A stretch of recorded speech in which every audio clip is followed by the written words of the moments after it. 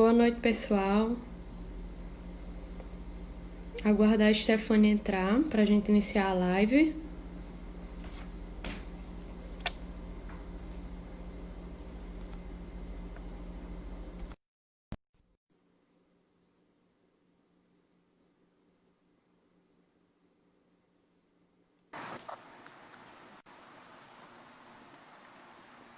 Boa noite.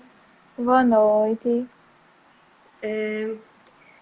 Hoje a gente resolveu fazer essa live com um assunto que é de muito interesse tanto para pessoas graduadas como para quem já está atuando, né, profissionalmente. É sobre a produção de artigos científicos, né? Mas precisamente aqui na área de Direito e Psicologia é o que a gente vai tratar hoje. É o porquê que é importante. E a gente pode iniciar falando sobre por que, então, por que produzir artigo, para quem que é interessante produzir artigos científicos, né? Quando você está na graduação, se você começa a produzir artigos, ele já vai contando muito no seu currículo, certo? Então, quando você se forma em tudo e vai procurar emprego, participar de entrevistas de emprego, seu currículo já vai contar muito mais do que de outras pessoas que talvez não tenham, certo? E outra coisa, quem quer seguir a carreira, por exemplo, acadêmica, de mestrado, doutorado, quer entrar no mestrado, é extremamente importante que comece a produzir artigos científicos. Porque no processo seletivo, eles vão analisar o seu currículo, o quanto de produção você tem, geralmente nos últimos 3 anos, e vai contabilizar pontos na sua nota. Então, se você não tiver produção, se você não tiver artigo científico publicado, é muito difícil você passar, então, no mestrado e doutorado, né? Mas geralmente quem tem doutorado já tem muitas publicações porque já está no mestrado, né? Então, e também, mesmo que você não queira seguir essa área acadêmica, mestrado e tudo, é importante na hora de você procurar um emprego. Então, se você está atuando profissionalmente e manda currículos e você vai participar da entrevista, vai contar muito se o seu currículo tiver produções, porque vai dar mais visibilidade a você. As pessoas vão ver que você está produzindo e vão ter uma segurança a mais em você. Então, por exemplo, se você atua profissionalmente como advogada e, por exemplo, você atua na área de penal, se você produz artigos nessa área e publica e posta, isso vai dar mais visibilidade, então, ao seu trabalho. As pessoas vão dar mais confiabilidade ao seu trabalho, vão confiar mais. Então, é outro benefício dessa produção de artigo. E mesmo se você não quer seguir a carreira de... Você não quer fazer mestrado, mas você quer ser professor. Não necessariamente o professor precisa de mestrado. Então, vai ser importante também que você tenha um currículo com produção de artigos. Porque quando você vai ser contratado, quando você participa de processos seletivos para ser professor, eles também vão analisar seu currículo e essa produção de artigos, seja o artigo produzido para revistas, publicado em revistas, seja artigo que participou de livros, vai contar muito. Principalmente se o seu artigo foi publicado em um livro. O que vai contar mais é isso. Então, a partir disso, se você decide produzir esse artigo científico, qual seria o tema, então? Qual o tema que você iria escolher? Como é que a gente pode escolher esse tema? Primeiro, a gente tem que partir do que você gosta. Então, por exemplo, você gosta muito de constitucional. Você pode começar a produzir, a procurar revistas dessa área para publicar. Ou mesmo você atua, por exemplo, como eu já disse, você é advogado na área de penal. É interessante que você escreva sobre esses temas na área de penal também. Vai contar muito. E é uma coisa que você está vendo no dia a dia. Vai ser muito mais fácil para você do que você falar uma coisa que você não tem segurança, que você não estuda muito, certo? E outra coisa, se você decidiu fazer o mestrado e você já sabe qual mestrado você vai prestar, se você vai prestar, por exemplo, em ciência política, em direitos humanos. Então, você tem que procurar publicar artigos nessa área, porque quando eles vão analisar o seu currículo, eles vão analisar a área, se é afim, seu artigo, se é afim à área do mestrado, né? Por exemplo, ciência política. Você pode publicar constitucional, por exemplo, que tem a ver com ciência política, que você pode fazer um link, como pode publicar precisamente sobre a ciência política. Então, é outro ponto importante. E outra coisa, não é que você vá publicar só nessas áreas que você gosta. Se aparecer outros, você pode ir publicando, se não tiver outros em vista que estão na sua área. E uma dica importante sobre isso é que você pode fazer um link, então, da área que você gosta com a área que abriu, a chamada de artigo que abriu. Então, por exemplo, você gosta de constitucional, escreve sobre isso. Mas aí teve uma chamada de artigo para ambiental. Você pode fazer essa relação, criar um problema que surgirá a atuação do direito constitucional. Por exemplo, o direito fundamental ao meio ambiente, que está consagrado na Constituição. Então, você já pode ir fazendo esse link, certo? E aí, como começar, então? Qual é a estrutura básica do artigo científico? Primeiro, você vai escolher o título, né? E esse título, ele tem que ser bem delimitado, bem específico. Você não pode colocar um título genérico. Por exemplo, que muito se fala hoje em dia, da violência contra a mulher na pandemia, mas aí você coloca lá como título: Pandemia e violência contra a mulher. Não está delimitado, não está dizendo o que é que você vai trabalhar ali. Você tem que delimitar o tema. Então, você pode, por exemplo, colocar assim: aumento da violência doméstica em consequência da pandemia, em relação à pandemia. Aí coloca você pode colocar assim, princípios norteadores. É basicamente isso, uma coisa bem delimitada, bem específica.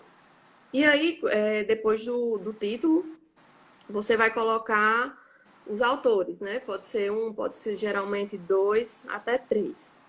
E quando você colocar o autor, geralmente a revista vai pedir que você coloque a qualificação do autor em nota de rodapé, certo?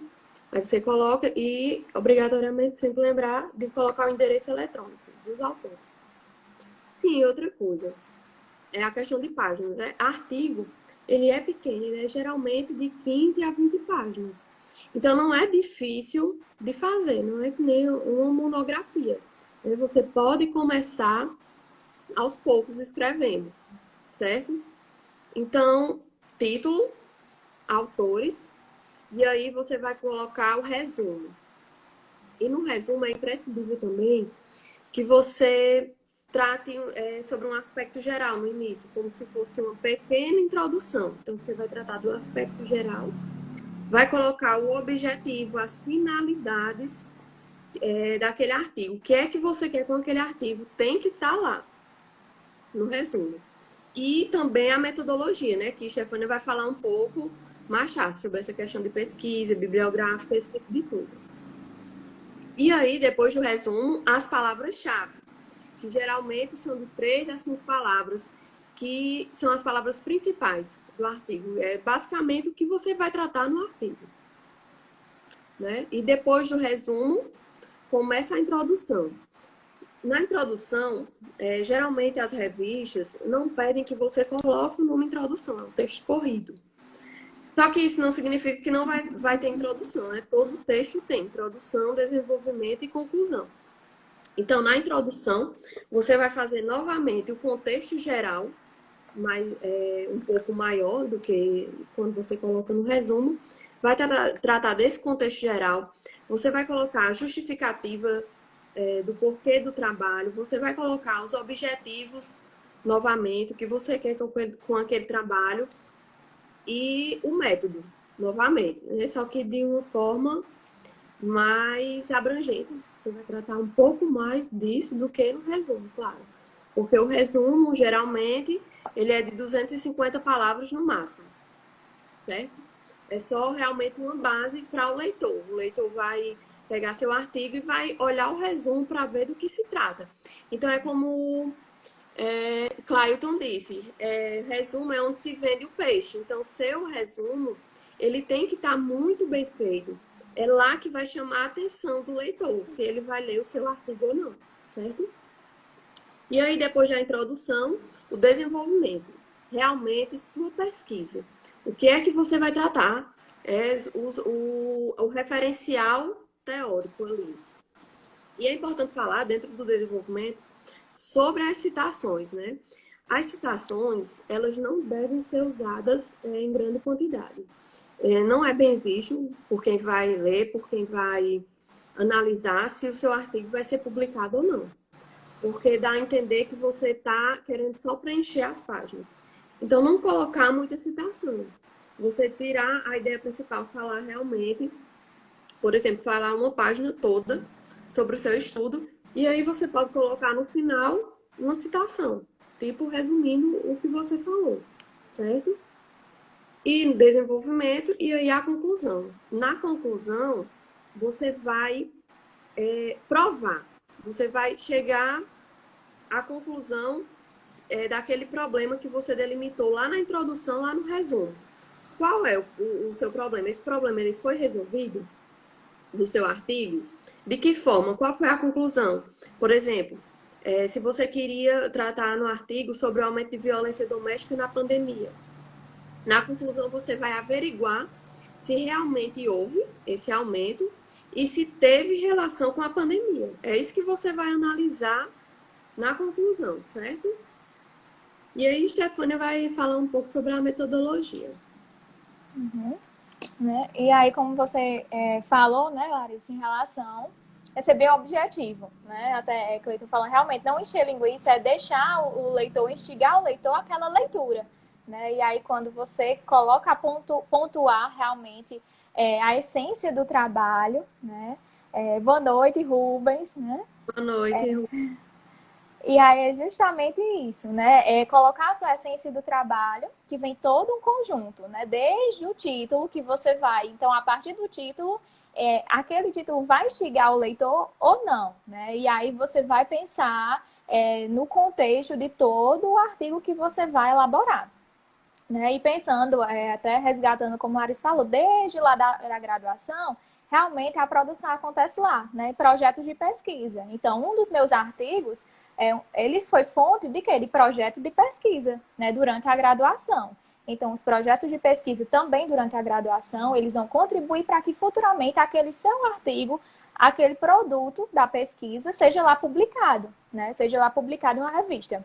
E aí vai depender também das normas, das normativas da revista a qual você deseja publicar, né? E aí a cada revista vai variando o estilo, como é que ela vem desejando, e aí vai se adaptando de acordo com as normas da revista. E aí quando a gente vem falar de metodologia, justamente é o percurso, é o caminho que você vai seguir no artigo, né? E aí, como tem introdução, como tem desenvolvimento, tem a metodologia, que é justamente esse caminho.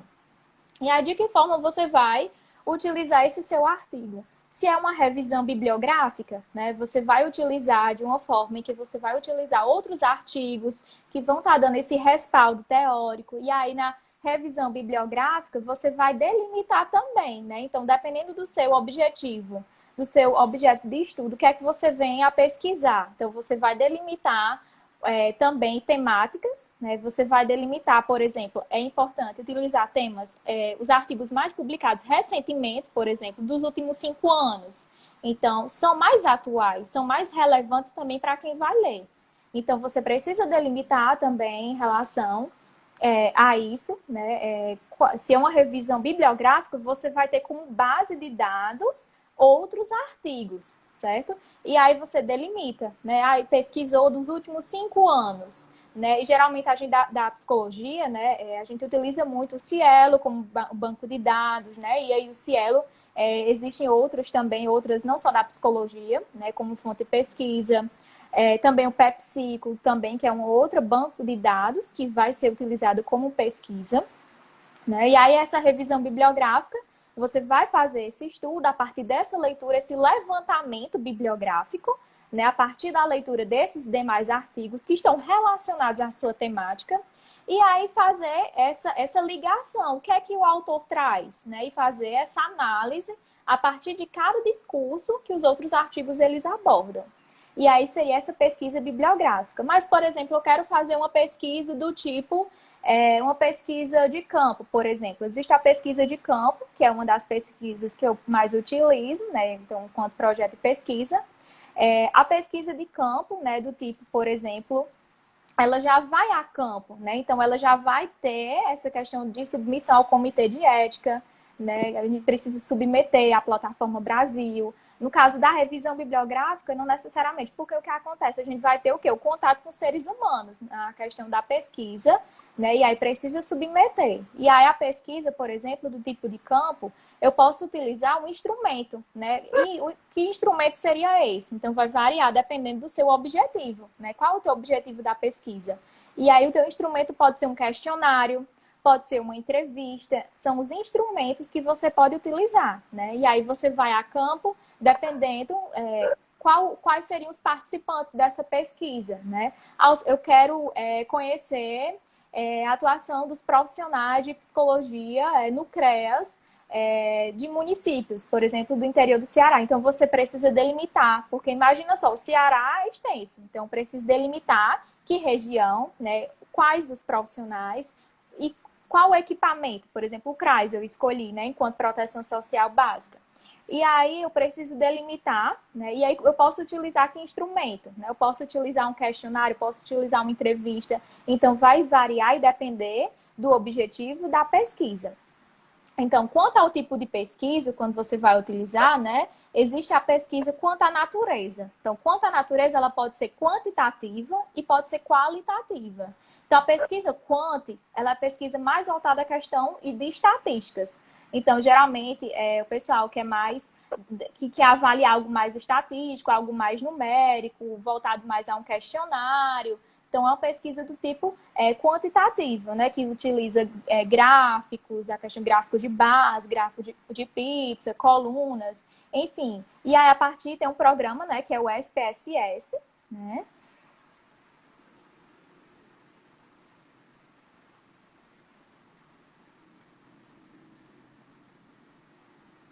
Uhum.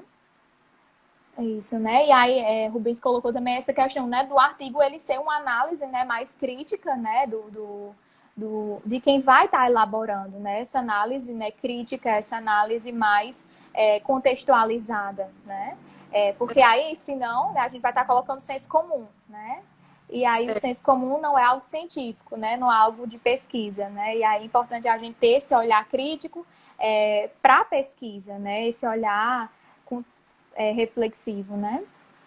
E Sim, assim, Larissa. você vai colocar a sua opinião, mas não é aquela pessoal, né? Mesmo que Uhum. seja a sua opinião, mas você não vai Isso, falar da pessoalidade, né? Sempre em terceira pessoa e sempre baseando sua opinião em dados científicos, né? isso.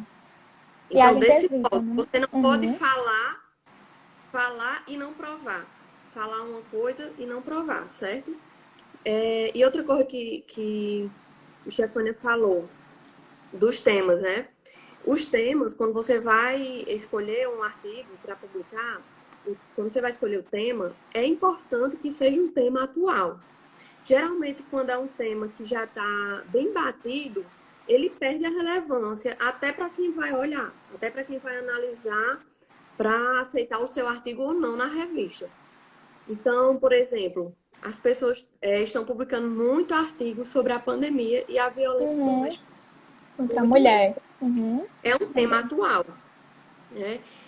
Tem muita chamada de artigo para a questão do Covid, Covid em diversas áreas, Covid e o direito, como eu fiz, tem o Covid e a sociedade, inclusive esse do Covid e a sociedade está aberta a chamada pública, certo? Para participar do seu artigo, fazer parte de um livro.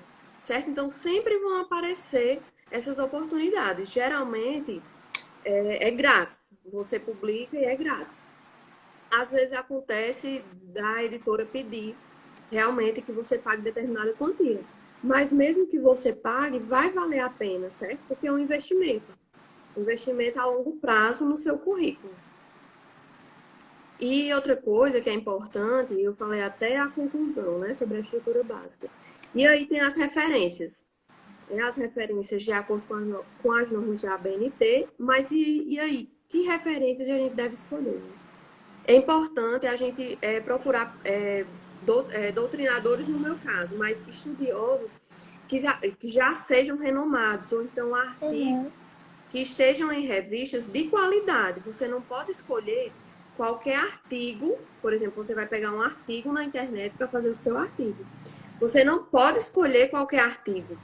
Você tem que analisar em que revista está, se essa revista é renomada, se ela tem um padrão, se realmente o artigo é de qualidade e, se possível, também utilizar muitos livros, certo? É importante que você utilize livros na sua bibliografia, certo? E coloque nas suas referências. Principalmente se é um nome na área, por exemplo, direito ambiental.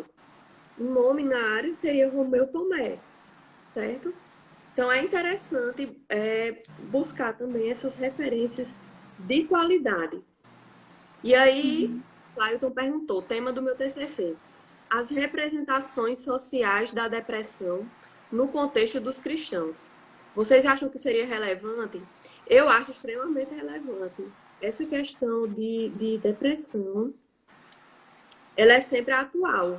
E agora, na pandemia, muito mais atual. E Uhum. você pode fazer até um link sobre a pandemia. É isso, de como vem trazendo, né, várias questões, né, não só de depressão ou ansiedade, né, que a gente sabe que diante de uma situação é, que vem a afetar diretamente a nossa existência, traz a questão do medo, né, da ansiedade, então pensar sempre em temas atuais, né, contextualizados, porque eles chamam mais a atenção, né, os temas atuais mais relevantes, né. E aí, como a gente estava falando, né, sempre quando você for citar também, né, tem que estar lá no referencial, né? Então tem que estar, não esquecer de colocar, né, de citar o autor e colocar a referência lá no final, né? Porque aí de quem foi que citou, né? Se não tiver lá no final. Né? E aí, além das pesquisas, como a gente estava falando, né, tem a pesquisa quantitativa, né, que ela é mais voltada a essa área mais de estatísticas, né? Tem a pesquisa também, ela pode ser, além de revisão bibliográfica, né, tem a pesquisa voltada ao estudo de caso, por exemplo, eu posso escolher um caso determinado, por exemplo, eu enquanto profissional, ou pensar em um caso específico, né, e poder trabalhar esse caso, né, em um artigo, né, lembrando sempre da questão do sigilo, a questão ética, a questão... Então, tudo isso, né, deve ser levado em consideração. Um outro tipo de pesquisa também é a pesquisa documental, né? Quando, por exemplo, eu vou utilizar algum documento, né? Por exemplo, eu vou utilizar relatórios da instituição do CREAS, por exemplo, relatórios da assistente social. Então, vai depender do objetivo da pesquisa. Então, essa é uma pesquisa documental porque eu vou ter acesso a documentos, a relatórios. Vou utilizar, por exemplo, um filme. Então, a pesquisa documental. Eu posso fazer também um artigo que uma pesquisa documental seja análise de um filme? Pode também, tá certo? Então, vai depender do objetivo da pesquisa, da metodologia que se deseja. Inclusive, tem até outra chamada de artigo aberta, que é Direito e Literatura. E é justamente para você fazer um link de algum filme, alguma coisa, no sentido também de direito, e produzir o artigo em cima desse filme. Então tem tudo a ver agora com o que Stefânia falou. Isso, justamente, entra como uma pesquisa documental, né? E aí, sempre quando a gente coloca um tipo de pesquisa, ela é documental, ela é um estudo de caso, é uma pesquisa do tipo de campo, né? Sempre referenciar, por exemplo, o que é uma pesquisa de campo, o que é uma pesquisa documental, sempre precisa, porque o leitor, ele não sabe o que é uma pesquisa de campo, ele não sabe, pode ser que ele não saiba o que é esse tipo de pesquisa, então é preciso explicar, né? Preciso explicar de forma breve, de forma objetiva, o que é que se trata esse tipo de pesquisa, né? E aí, por exemplo, qual o instrumento que você vai utilizar? Né, se é uma pesquisa de campo, em que eu vou a campo, né, eu vou ao equipamento, eu vou ao meu participante, né? O participante é justamente aquele que eu vou aplicar, seja um instrumento, seja um questionário, seja uma entrevista. Então, geralmente, tem as entrevistas, por exemplo, que eu já utilizei entrevista, né? E a entrevista, para me chegar, ela tem a questão de submeter ao comitê de ética, tem uns termos também de consentimento, né? Livre esclarecido, porque aí o participante ele é livre, né, para participar. E aí a entrevista ela varia, desde a entrevista estruturada, a entrevista semi-estruturada, né? A entrevista estruturada é quando já existe questões estruturadas, já tem algo pronto, né? E aí eu só chego ao participante. A entrevista semi-estruturada, não. Ela é mais aberta no sentido de que existem as perguntas prévias, mas, por exemplo, se eu quero aprofundar mais para conhecer aquele tema, eu posso perguntar ao participante, mas você poderia falar mais o que seria direito constitucional, por exemplo? E aí eu estou instigando também mais ao participante. Então, ela é semi-estruturada porque ela não é tão fechada. Então, ela tem uma possibilidade de eu aprofundar mais o conteúdo, né? Diferente da entrevista estruturada, que ela já coloca coisa mais fechada. Então, vai depender daquilo que o elaborador, né, o produtor, ele deseja, né, com a pesquisa. Clailton disse assim, mas meu TCC está voltado para como a depressão é representada em igrejas evangélicas, certo? Eu acredito que mesmo assim seja um tema atual. O direito à religião também acredito que seja um tema atual, que está em foco, principalmente nessas questões políticas que a gente está vivenciando hoje. E eu acredito que seria, sim, um tema interessante.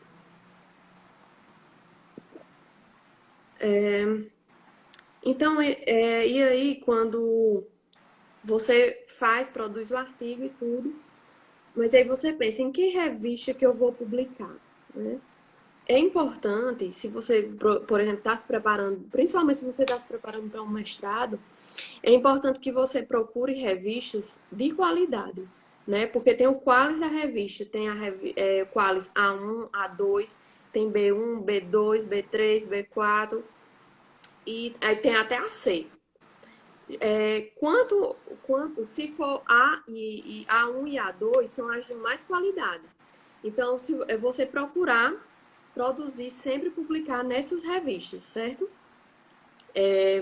E outra coisa também, essa questão que a gente ouve falar, ISBN, ISSN, às vezes a gente não sabe o que é. ISBN é um código numérico que existe para distinguir um livro de outro. Então, o ISBN vai conter lá as informações do livro, o autor, o título, porque muitas vezes um livro ele tem o mesmo título de outro. E aí, como diferenciar? É como você tem seu CPF, né? Você pode ter outra pessoa que tem um nome igual ao seu. Quem vai diferenciar quem é o CPF? Justamente a mesma coisa. E o ISSN é esse código numérico, mas não de livros, de artigos. Artigos publicados em revistas, em periódicos, em anais de evento. E aí, de novo, ressaltando essa importância de publicar desde a graduação, quanto é importante publicar desde a graduação, participar desses projetos de pesquisa. Isso vai preencher muito seu currículo, vai dar visibilidade quando você tiver à procura do emprego, certo? E também, né, por exemplo, Larissa, você falar agora o quanto contribui lá desde o nosso processo, né, de formação na graduação. 2 artigos nossos, né, que foram publicados, né, em eventos, artigos, né, eles foram agora publicados recentemente como capítulo de livros, né, e aí conta bastante no currículo, né, e aí, para você ver, veio lá da graduação, esses 2 artigos que hoje estão publicados em livros, né, voltados à área da educação. E aí, de como ele é importante. Então, imagina aí como é enriquecedor essas publicações, né, que vão contribuir lá, e aí eu coloquei enquanto primeira etapa lá do mestrado, né, enquanto tentei, né, já a seleção de mestrado, né, bastante, tem várias etapas, e aí uma das etapas é justamente o seu currículo, né, e aí no meu currículo eu coloquei também tanto o artigo que é publicado, quanto os 2 livros, né, os 2 capítulos que estão em um livro, né, então isso é importante para o seu currículo. E tá sempre publicando, porque geralmente quando você vai participar de um mestrado, ele pede os últimos 3 anos seu de publicação. Então não adianta uma publicação que você publicou há 5 anos atrás. Então é sempre estar publicando, sempre estar em busca. E tem uma plataforma que você pode procurar as revistas para você publicar. É plataforma Sucupira. Você bota no Google e vai estar lá para você escolher a área que você quer, vai filtrar e vai aparecer as revistas. Então, isso já é uma dica para você que quer começar a produzir. E outra coisa, produzir artigo não é difícil, né? Porque muitas pessoas dizem, não consigo escrever, não tenho paciência. E tem a questão de leitura, né? Você vai lendo e vai fazendo aos poucos, sem cobrança, e vai dando certo. Você vai se acostumando. Você não vai se acostumar na primeira vez que você fizer, igual sua monografia. Todo mundo reclama de monografia, porque é a primeira vez que você faz, certo? Você não está habituado àquilo ali. Então, é basicamente isso. Sim, e também tem a questão que você pode transformar sua monografia em artigo. Você pode resumir ela e aí ela já vai estar pronta e você já pode publicar.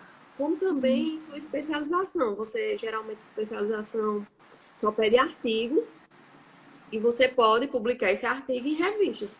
Por exemplo, eu já publiquei o artigo da minha especialização, eu publiquei na revista da mesma instituição. E aí vai contando muito. Uhum. Isso, e aí você vai adaptar, né? Lembrando sempre as normas daquela revista, né? Que podem variando, e aí você vai adaptando, né? Vai procurando. Procurando adaptar-se, né? De acordo com as normas daquela revista, né? E aí, por isso que é sempre importante estar se atualizando, estar pesquisando, né? E aí, essa atualização é importante porque aí você vai estar conhecendo o que é, é de temas atuais, né? Como a gente falou no início, né? A questão da violência doméstica é um tema que está em alta, né? Uma questão relevante, a questão da pandemia, né? Na psicologia, principalmente, Né? vem falando de ansiedade, né? E pandemia. E sim, essa questão que Stefania falou, né? Cada revista ela já vem geralmente delimitando suas normas. Então, geralmente, você nem vai precisar recorrer às normas da ABNT, porque a revista já vai trazer lá que quer o espaçamento 1,5, recuo 1,25, citação recuo de 4 centímetros, então você já não vai ter tanto trabalho de estar procurando isso.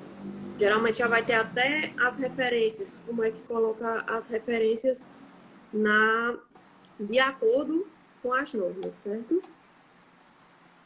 Isso, né? Por isso que é importante, né? O pesquisador. O pesquisador é aquele que constantemente ele vai lendo, né? Por isso que é importante também a leitura, né? Como é que eu É, vou produzir algo se eu não tenho conhecimento sobre esse algo, né? Sobre esse fenômeno, sobre esse meu objeto de estudo, né? Então, por isso que é importante estar se atualizando, estar buscando, né? Essa leitura em algo científico, né? Como eu falei, os bancos de dados, o Cielo, o PubMed, são fontes confiáveis, né? E aí que você precisa estar se atualizando, vendo com outros artigos também, aí vai instigando também como é que eu posso produzir também a partir daquele outro artigo, né? Pensando, né? Tudo isso. e você pode seguir nas redes sociais essas revistas que publicam artigos, porque aí geralmente você já fica sabendo quando tiver alguma chamada aberta. Eu sigo já várias, porque é mais fácil de você saber. Que nem essa que eu falei que está aberta, inclusive, do Covid e sociedade, né, para participar de um livro. E aí a contribuição nossa foi essa, né? Para vocês perceberem a importância de produzir artigo, para vocês entenderem que não é difícil essa questão de se habituar, de praticar a leitura, tudo isso. E tudo isso vai importar sim na sua vida profissional e acadêmica. Pode ter certeza que vai influenciar. É isso. E lembrando também, né, o resumo geralmente a gente deixa mais para o final, porque aí a gente vai o quê? Adaptar, né, o todo, porque às vezes modifica alguma coisa. Então, o resumo né? Aquela coisa que a primeira coisa que tá lá, você lê o título e o resumo. Então, ali tem que ter alguma coisa objetiva que possa instigar o leitor, então tem que ser uma coisa que esteja conexão, né? Tem que ter essa conexão, né? Senão vai ficar uma coisa sem sentido, né? Então tem que ter essa conexão com o texto, né? No todo. É, boa dica, fazer o resumo só depois que terminar o artigo. Gente, e aí a gente vai encerrar.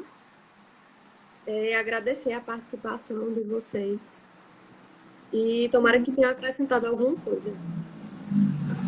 Conhecimento.